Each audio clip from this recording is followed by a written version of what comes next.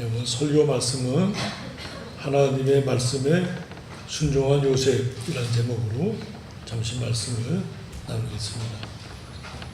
1장 18절에 보니까 예수 그리스도의 나심은 이러하니라. 그의 어머니 마리아가 요셉과 약혼하고 동거하기 전에 성령으로 잉태된 것이 나타났더니, 그 잉태된 것이 나타났는데 성령으로 된 것인지는 이제 요셉이 처음에는 알지 못했어요. 그래서 드러내지 않고 가만히 끊으려고 했어요. 원래 이제 그 문제가 돼가지고 드러나게 되면 돌에 맞아 죽게 되어 있거든요. 그래서 요셉이 마리아를 보호해주기 위해서 드러내지 않고 가만히 끊으면 혹시 그와 관계된 어떤 다른 남자가 있다면 그가 결혼하게 되면은 마리아도 살고 또 요셉도 명예가 더러워지지 않게 되니까 그 일을 어떻게 할까 하고 이제 생각했다, 그런 말씀이에요. 근데 이 일을 생각할 때 20절에 주의 사자가 현몽하여 이르되, 아직 성경이 이제 요한계시록까지 완성되기 전에는 하나님께서 선지자를 통하여 말씀하시거나 또 이렇게 꿈에 하나님의 계시로 말씀해 주셨어요. 현몽하여 이르되, 이 말씀은 이제 꿈에 말씀해 주셨다 할 말씀이에요. 다윗의 자손 요셉아, 내 아내 마리아 데려오기를 무서워하지 말라. 그에게 잉태된 자는 성령으로 된 것이라. 성령께서, 주의 사자가 성령으로 잉태됨을 요셉에게 알려주었습니다. 21절에 아들을 낳으니 이름을 예수라 하라. 이는 그가 자기 백성을 그들의 죄에서 구원할 자이심이라 하니라. 이 모든 일에 된 것은 주께서 선자로 하신 말씀을 이루려 하심이니, 이르시되 보라, 처녀가 잉태하여 아들을 낳을 것이요 그의 이름은 임마누엘이라 하리라 하셨으니, 이를 번역한즉 하나님이 우리와 함께 계시다 함이라. 거기까지 이제 현몽하여 이루신 말씀의 내용이에요. 근데 그 보라, 처녀가 그 앞에 우리 성경에 보면 기억, 그러고는 오른쪽 밑에 가보면 각주에 7장 14절 이렇게 되어 있어요. 그 이제 이사야 7장 14절 말씀이에요.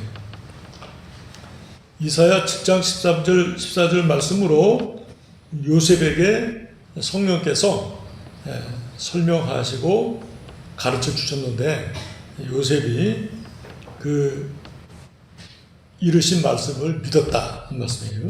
그래서 24절에 요셉이 잠에서 깨어 일어나 주의 사자의 분부대로 행하여 그의 아내를 데려왔으나 아들을 낳기까지 동침하지 아니하더니 나옴의 이름을 예수라 하니라. 그러니까 요셉이 드러내지 않고 가만히 끊고자 했는데 주의 사자가 현몽해서 말씀을 주실 때 그 말씀을 믿었고 또 그 설명대로 순종했다 하는 말씀입니다. 우리 인생에 있어서 난제를 하나님의 말씀으로 하나님께서 가르쳐 주셨고, 요셉이 그 말씀에 순종해서 예수 그리스도께서 육신을 입으시고 이 땅에 나심에 있어서 하나님 앞에 쓰임받는 사람이 됐다 하는 메시지예요. 근데 여기 이제 이 이사야 7장 14절 말씀이 메시아 예언 가운데 좀 난제예요. 여러 가지 이제 설명이 있는데, 밤을 새워서 책을 보면서 처음에 이제 오늘 아침 주보를 먼저 하나 만들었어요. 만들어서 이제 복사를 다 하고 구용예배 공까지 다 만들었는데 좀 아닌 것 같아가지고 다시 아침에 주보를 다시 썼어요. 그래서 이제 작성을 했는데, 그래서 이제 특별히 이사야 7장 14절 말씀의 의미를 잠깐 좀 더 나누고자 해요. 이 이사야 7장 14절의 배경은 유다 왕 우시야 왕이라고 이제 아주 그 유명한 왕이 있었어요. 근데 우시야 왕이 52년간 통치하고 그 아들 요담이 왕이 되고 이제 그 요담의 아들 아스가 왕이 돼요. 그리고 이제 아스 다음에 히스기야가 왕이 되는데 이 히스기야의 아버지인 아스 왕이 우상 숭배 특별히 많이 하고 하나님 말씀을 순종하지 않았어요. 그리고 그 당시 또 북쪽 이스라엘과 아람이 이제 동맹을 맺어가지고는 남쪽 유다를 치면서 아스가 그 연합한 그 북쪽 이스라엘과 아람을 아주 두려워하고 무서워했어요. 그럴 때 하나님께서 이사야를 통해서 내가 그 북쪽 이스라엘과 아람으로부터 유다를 지켜주겠다 하나님 그렇게 약속하시면서 징조를 구하라. 징조를 구하라는 말씀은 이제 아스가 믿음이 없으니까 믿음을 일으킬 만한 그 근거를 하나님이 주시겠다. 그렇게 이제 말씀하셔요. 그랬더니 아스가 그리고 순종해서 징조를 구했으면 좋겠는데 저는 하나님을 시험하지 않겠습니다. 이러면서 징조를 구하지 않았어요. 사실은 이제 징조를 구하고 하나님의 은혜를 사모하는 것이 정상적인데 오히려 하나님을 말씀을 멸시하고 이사야의 그 전한 말씀을 듣지 않으면서 하나님 앞에 하나님을 괴롭게 하지 않겠다. 이런 태도로 오히려 하나님 말씀을 받지 않았어요. 그럴 때 하나님께서 친히 징조를 주셨는데 그 친히 주신 징조가 이사야 7장 14절 말씀이에요. 보라 처녀가 잉태하여 아들을 낳을 것이요 그 이름을 임마누엘이라 하리라 하는 말씀. 근데 그 이제 이 예언과 이 마태복음 1장 사이는 800년이라는 시간이 있거든요. 그러니까 800년 전에 한 예언인데 그 예언이 이제 예수 그리스도의 나심으로 말미암아 성취가 됐어요. 근데 이제 난제는 뭐냐면 그러면 그 말씀이 아스 왕에게는 어떤 의미가 있는가 하는 거예요. 아스 왕은 그 징조를 구하지 않았는데 하나님이 친히 징조를 주시면서 보라 처녀가 잉태하여 아들을 낳을 것이요 그 이름을 임마누엘이라 하리라. 그랬을 때 그 말씀이 아스 왕에게 있어서 그 북쪽 이스라엘과 아랍으로부터 어떻게 유다가 구출된다는 것인가 하는 메시지가 있어야 되지 않겠어요? 그것이 이제 난제예요. 그러니까 왜 난제냐면 그 이제 그 임마누엘이라 하리라고 한 것이 800년 후로 보면 우리 성경을 우리가 지금 완성되어 있고 많은 이제 성경학자들이 성경을 이제 주석을 해서 알게 된 내용으로는 800년 후에 오실 예수 그리스도를 가리킨다. 이건 아주 모든 기독교에 있는 성도들이 다 아는 내용이에요. 그런데 그러면 아스 왕 때는 도대체 그 임마누엘이라는 아기가 누군가 하는 것이에요. 멀리는 예수 그리스도를 가리키지만 그럼 가깝게는 누구냐? 그 누구냐에 대한 내용이 이만큼이나 돼요. 뭐로 유명한 그 성경 주석학자들이 자기 나름대로 이제 그 해석을 썼는데 박유선 목사님께서는 가볍게 그 해석들을 쳐내시고 사도 마태가 성경을 기록하면서 메시아를 가리킨다고 했으니 메시아로 믿는 것 외에는 없다. 그렇게 아주 딱 잘라서 해석을 하셨어요.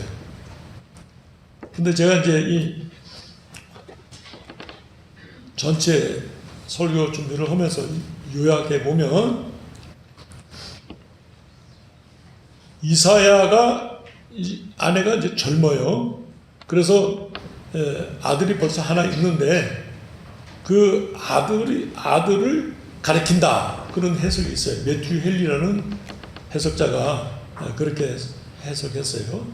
근데 그 해석에 대해서 박유선 목사님은 여기 나오는 단어는 처녀인데 이미 이사야의 아내는 아들이 하나 있으니까 처녀로 해석할 수가 없다.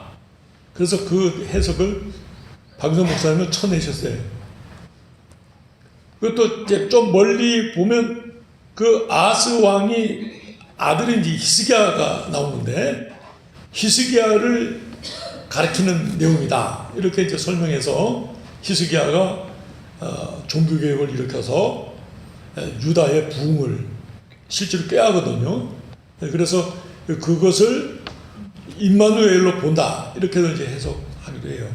그것도 이제 요 뒤에 7장 15절, 16절, 17절 이렇게 쭉 나가다 보면 대략 계산해 보면 3년 내에 그와 같은 일이 생겨요. 그러니까 히스기야는 3년이 아니고 한참 후에 히스기야 왕이 나오거든요. 그러니까 그것도 아니다. 이렇게 이제 해석으로는 쳐냈어요. 그 아이가 태어나서 젖대고 이렇게 영유아기를 벗어날 시기에 북쪽 이스라엘과 아람이 아수르에 의해서 이 예언한 말씀대로 성취가 되거든요. 그러니까 이제 제가 성경을 살펴볼 때 그게 3년 정도 되는데 3년 안에 그러면 이 임마누엘이라는 아기는 누군가? 박유선 목사님은 임마누엘이라는 뜻이 하나님 우리와 함께 계시다고 했으니까 유다에 사는 하나님의 백성을 일컫는다 이렇게 해석하셨어요. 그래서 이 임마누엘은 멀리는 예수 그리스도를 지칭하고 가깝게는 유다 백성을 가리킨다 이렇게 말씀하셨어요. 그리고는 이 아기라고 했지만 그 아기가 이제 저절대고 이렇게 영유아기를 벗어나는 시기로 보면 그 아기에 대해서 이제 많은 학자들이 그 아기가 누군가 그래서 이제 그 아기에 대해서 집중했어요. 근데 박유선 목사님은 그 아기를 유다 백성들 하나님의 자녀들로 이렇게 해석하시면서 하나님께서 아스 왕의 불순종과 우상 숭배와 불의가 있음에도 불구하고 그 북쪽 이스라엘과 아람으로부터 유다를 구해주겠다 하는 이제 약속이라는 말씀이에요.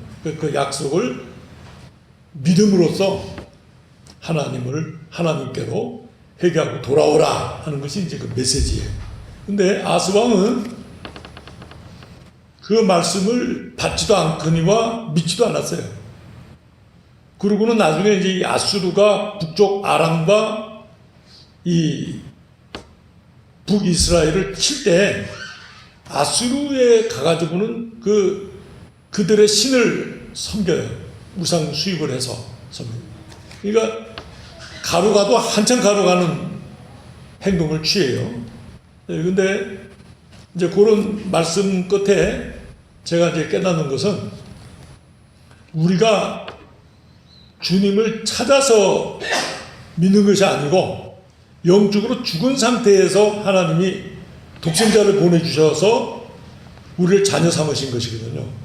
그래서 요한복음 1장에 보면은 주님이 이 세상에 오셨지만은 자기 백성이 영접하지 않았다.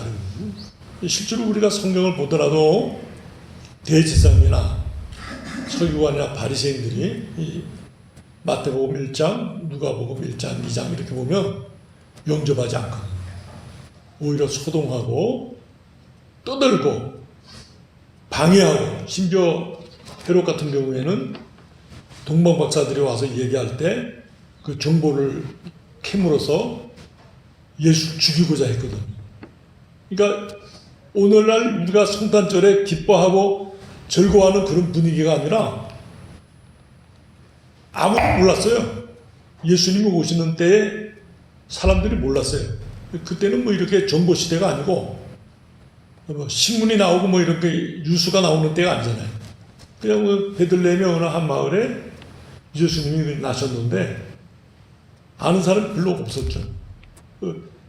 천사들의 계시로 말미암아서 들에 있던 목자들이 소식을 듣고 와서 경배하고 동방 박사들이 와서 경배하고 그리고 경건한 시몬과 안나가 성전에서 예수께서 오셔서 결례를 행하실 때 미래에 대해서 예언하고 성경에 이제 기록되어 있으니까 막 이렇게 환영하고 이렇게 널리 알려진 것 같지만 온 나라 전체로 보면은 그냥 어느 한 마을에서 조용히 일어난 일에 불과해요. 그렇게 성탄절이 이루어졌어요. 실제로는 우리 쪽에서 하나님 백성 쪽에서 예수 그리스도가 오시기를 사모했느냐 그러면 그렇지 않았어요. 전혀 예수 그리스도의 오심에 대해서 준비되어 있지 않았어요. 근데 하나님께서 예수 그리스도를 이 세상에 넣어주시는 거군요. 그러니까 이 세상이 그 예수 그리스도를 받음에 있어서 주여 어서 오시옵소서 하고 받는 게 아니라 누가 오셨다고? 그런 태도였어요. 외면당하시고 무시당하시고 없이 여김을 받으셨거든요. 근데 그 내용이 이사야서에 예언되어져 있었어요. 벌써 예수님 오시기 전에. 아무도 그 예수 그리스도를 주목하지 않았고 주의하지 않았다. 한마디로 멸시를 받고 무시당했어요. 아무도 메시아가 올 것이라는 것을 생각하지 않았다. 그런 분위기 속에서 하나님께서 예수 그리스도를 이 세상에 주셨는데 요셉과 마리아가 약혼하고 동거하기 전에 마리아가 잉태함으로써 되어졌다 하는 역사적 사실. 이제 우리가 성탄절에 지금은 이제 우리가 참 기뻐하고 즐거워하고 예수 그리스도의 구속의 은혜로 말미암아서 하나님의 자녀가 되고 제 용서함을 받고 그 영적 기쁨이 있잖아요. 그래서 뭐 난리를 지겨도 괜찮죠. 근데 실제로는 그 속 내용은 난리 지길 일이 아니라는 것이죠. 예수님께서 오셔서 정치적 메시아로서 무슨 세상을 통치하고 하나님의 나라로 만들어서 하나님의 나라를 회복하는 그런 어떤 무력과 영웅으로서의 메시아가 아니라 십자가를 지고 십자가에 죽어야 될 메시아로 오신 것이거든요. 그렇기 때문에 무슨 이런 빵빠레나 잔치나 어떤 파티나 영광스러움으로 성탄절을 맞이할 수가 없었다는 거죠. 그 속 내용으로는. 그래서 바하라는 음악가가 예수님 오심에 대해서 또는 부활에 대해서 어떤 큰 대곡들을 만들었을 때 박유선 목사님 뭐라면 성경적 해석하고는 많이 거리가 있다 이렇게 해석했어요. 우리가 볼 때는 예수님의 오심에 대해서 뭐 천사들이 동원되고 성도들이 동원돼서 뭐 어마어마한 어떤 그 이벤트가 있어야 되잖아요. 그렇지 않았다는 거예요. 왜? 십자가에 죽으러 오신 하나님의 아들이시기 때문에 그냥 보잘것없이 주의하지 않고 그렇게 이 땅에 오셨다. 이미 벌써 구약 성경에 예언했다는 그렇게 보리떡과 같이 보잘것없는 예수 그리스도로 성경은 말씀하고 있다. 세상 사람들은 예수 그리스도를 그렇게 뭐 시원치 않게 봤다만 실제로 그렇게 그랬고 그런 상황을 우리가 성경을 읽으면서 발견하게 되는 거예요. 예수님 오셨다고 말씀했을 때 대제사장이나 서기관이나 바리새인들은 오늘날 말하면 성경 박사거든요. 그 사람들이 당연히 가서 경배해야 됨에도 불구하고 어디서 태어나는지도 알았고 어떤지도 잘 알았어요. 아무도 가지 않았어요. 이방 사람인 동방 박사들하고 들에서 자던 그 천한 가난한 그 목자들이 가서 그것도 계시로 말미암아 듣고서 가서 경배했죠. 우리 예수님의 사역은 나사렛에서 태어나서 살면서 갈릴리 지역에, 그 갈릴리 지역이라는 것은 지금은 굉장히 멋져요. 근데 예수님 당시의 갈릴리 지역은 전쟁이 났다 하면 갈릴리부터 일단 그게 접경 지역이다 보니까 점령이 되고 뺏기고 또 점령되고 뺏기고 이러다 보니까 갈릴리가 우리 한국말로 말하면 쑥대밭이 되는 동네입니다. 그리고 막장이거든요. 제일 못 살고 어려운 사람들이 가서 사는 동네가 그 갈릴리 지역이에요. 거기에서 복음을 예수 그리스도께서 전하시거든요. 이사야 9장에 보면 고통받던 갈릴리, 스불론, 납달리여 복이 있다. 왜? 예수 그리스도께서 가셔서 제일 먼저 복음을 전하시는 동네가 됐으니까 소망이 있다. 이렇게 영적으로 볼 때 그렇다 이렇게 말씀하거든요. 그러니까 그 가난한 동네에서 일어나는 어떤 그 운동이 예루살렘이나 유다 전체를 통치하는 정치가나 종교 지도자를 볼 때는 눈에 안 들어와요. 눈에 들어오겠습니까? 예를 우리 서귀포에 뭐 예를 들면 천지동이나 뭐 어디 동홍동 어디 구석에서 어떤 일이 벌어졌을 때 중앙 정부에서 뭐 알까요? 관심 있을까요? 없죠. 모르죠. 그러한 역사적 배경을 이 마태복음 1장이나 누가복음 1장 2장은 포함하고 있다는 거예요. 하나님의 택하신 자녀들에게 하나님께서 성경을 가지고 예수 그리스도를 설명하시는 거죠. 그래서 이 구약시대 때부터 하나님의 말씀을 가지고서 메시아를 기다리는 사람들에게는 예수 그리스도를 만나게 되죠. 구원의 은혜를 받고 그 복음의 은혜를 받게 됩니다.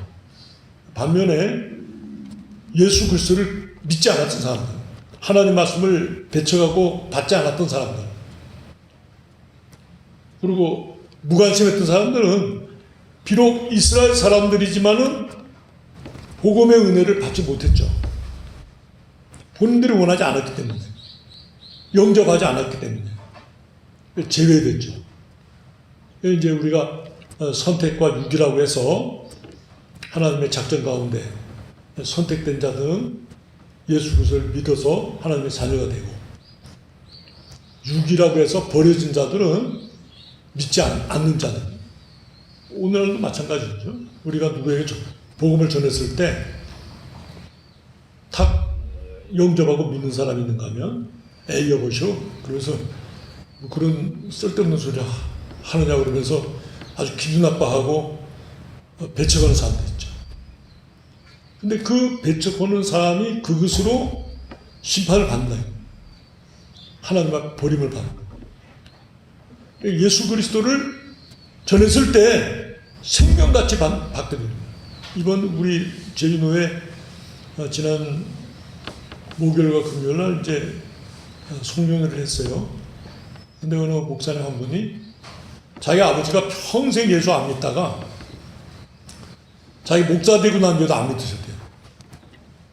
근데 이제 8년 전에 예수를 영접했는데, 그 이제 그 목사 아들 교회에 나오시는 거죠.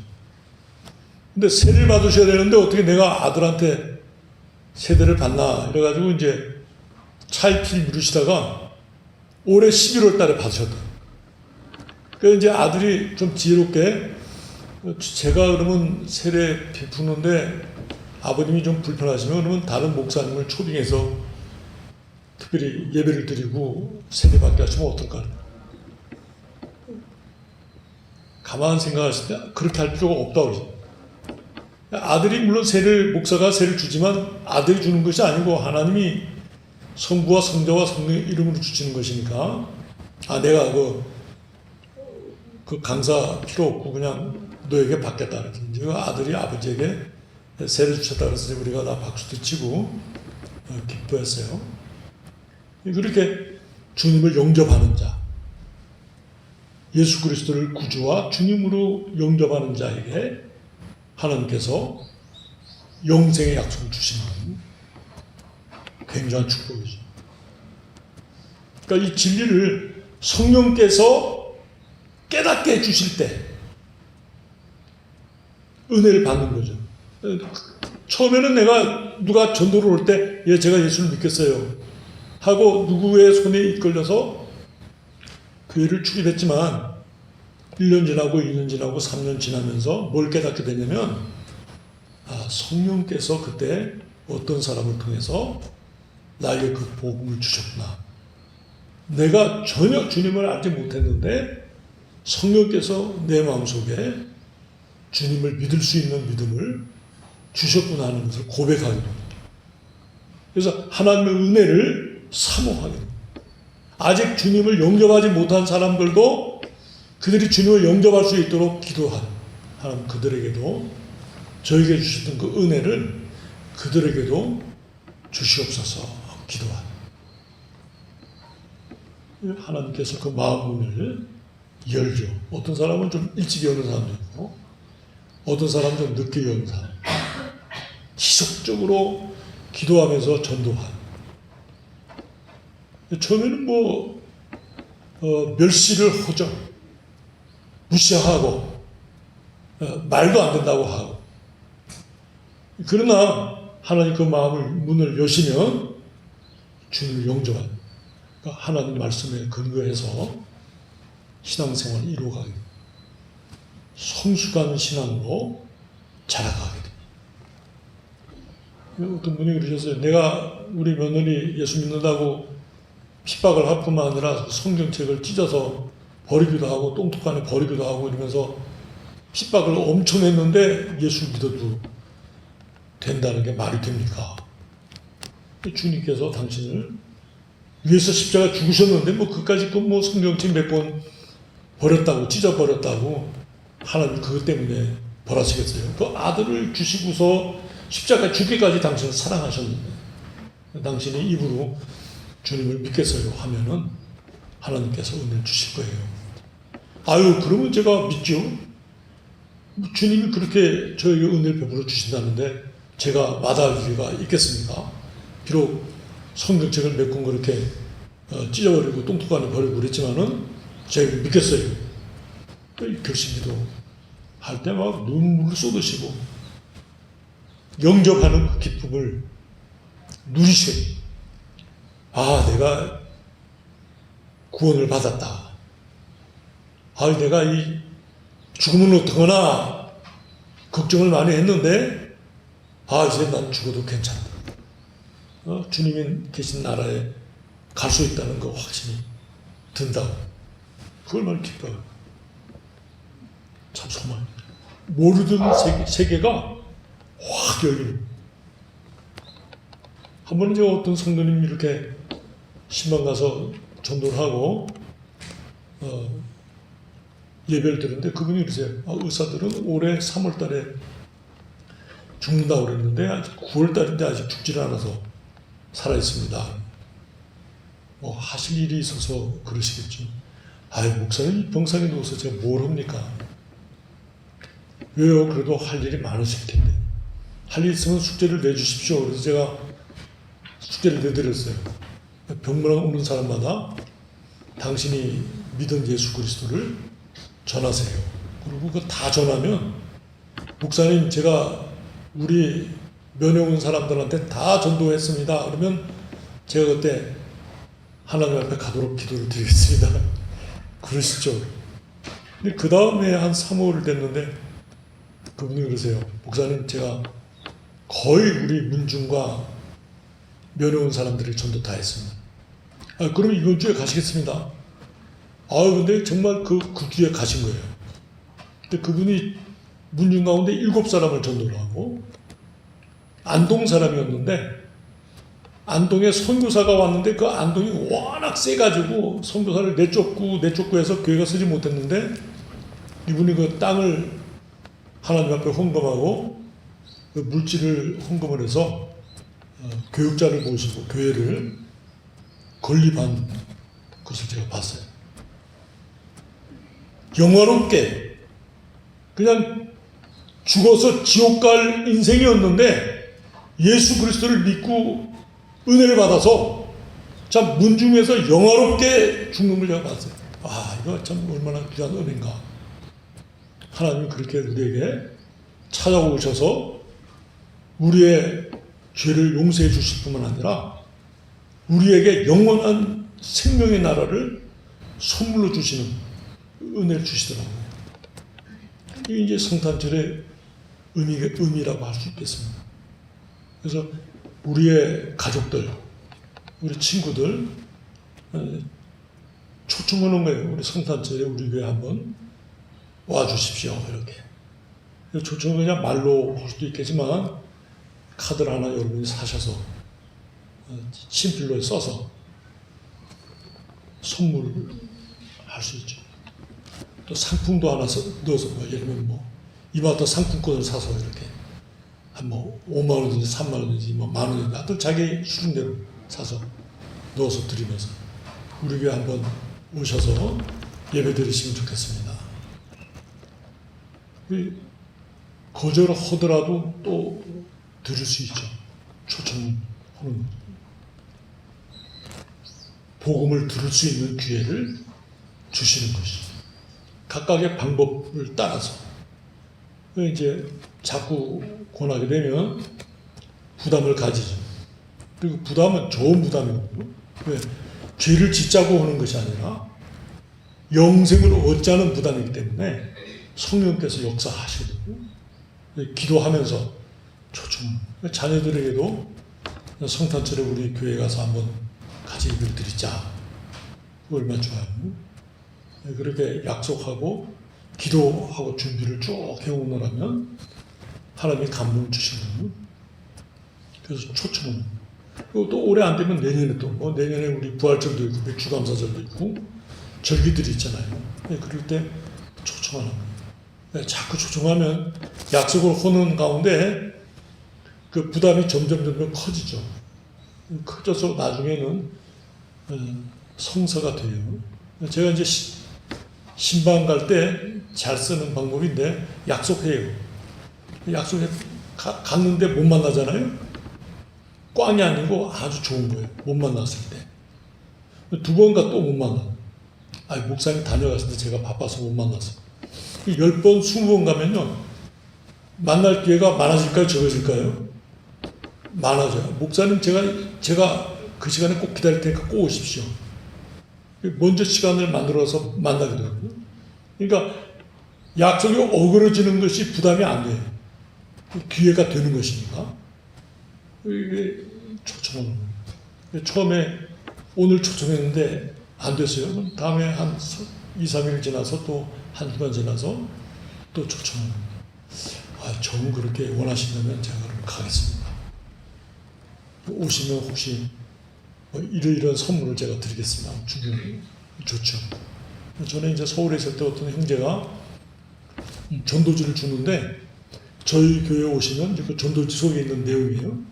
저희 교회 오시면 신구약 성경 한 권을 선물로 드리겠습니다. 그리고 그렇게 가로를 치고 정가 43,000원 써놨어요. 제가 이제 그 전도지를 보면서 처음에 좀 우습더라고요. 성경책을 주는 건 좋은데 정가 44,000원을 왜 썼을까? 목사님 그게 더 중요합니다. 성경책을 주는 것도 중요하지만 정가 43,000원이라고 쓴 것이 중요합니다. 그렇게 문장을 만들어서 줬어요. 좋더라고요. 받으시는 분이 정말 교회 가면 성경책 주십니까? 줍니다. 그렇게 오신 분들이 계셨어요. 그러니까 우리가 다른 사람을 초청할 때 친구가 아니지만 당신 이번에 오시면 남원에 있는 탕가모리에 제가 한번 모시고 식사 대접을 하겠습니다. 굉장히 좋죠. 우리 제주도에 맛있는 식사 많잖아요. 이제 우리 교회에서 먹는 식사도 귀하지만 그 그분이 만약 원하신다면 그렇게 하겠습니다. 좋죠. 어떤 성도님은 미국에 사시는데 친구 한 분이 미국에 오셨어요. 근데 이 친구는 예수를 믿다가 고등학교 때 목사님 아들이 회장 되는 바람에 회장 시험에 들어가지고 교회를 나가지 않기 시작했다고 그래요. 근데 이거 아주 똘똘 뭉친 거 동창들인데 술을 아주 좋아했다. 이 경건한 이 미국에 사는 부부가 미국 출장을 왔을 때 이 친구를 데리고 집에서 술상을 차린 거예요. 그 친구가 술을 좋아하니까. 술상을 차리는 술 대접을 잘했어. 그러한 뒤에 이 두 부부가 아주 계획을 잘 짠 것 같아요. 찬송가를 한 장 부르면 어떻겠냐. 이렇게 술 먹고 취했는데 찬송가 불러도 되냐. 뭐 어떠냐. 우리 어릴 때 부르던 찬송가인데. 뭐 네 줄을 가까이부터 시작해서 한 곡 부르고, 두 곡 부르고, 세 곡 부르는데, 이거 마음이 이렇게 녹아지더라고 그래요. 그 찬송을 한 30분 부르고 난 뒤에, 야, 너 한국에 가면 교회 가고 싶지 않냐? 이렇게 그 남자분이, 그 남자친구에게 물어. 교회 가면 좋지. 그러자 갑자기 국제 전화 탁 떨더니 친구들한테 전화를 막 하는 거예요. 야, 그 손상태가 서울에 가면 교회 나갔겠네. 누가 이 손상태를 데리고 교회 나갈 사람 있냐? 전화를 막. 이 친구 되는 오늘 집사님 한 분이 화평교회를 다녔는데 내가 우리 교회 이번 주에 그 손상태가 오면 바로 내가 전화해서 데려가게. 그 약속을 한 거예요. 그래가지고 화평교회에 등록을 했어요. 그분이.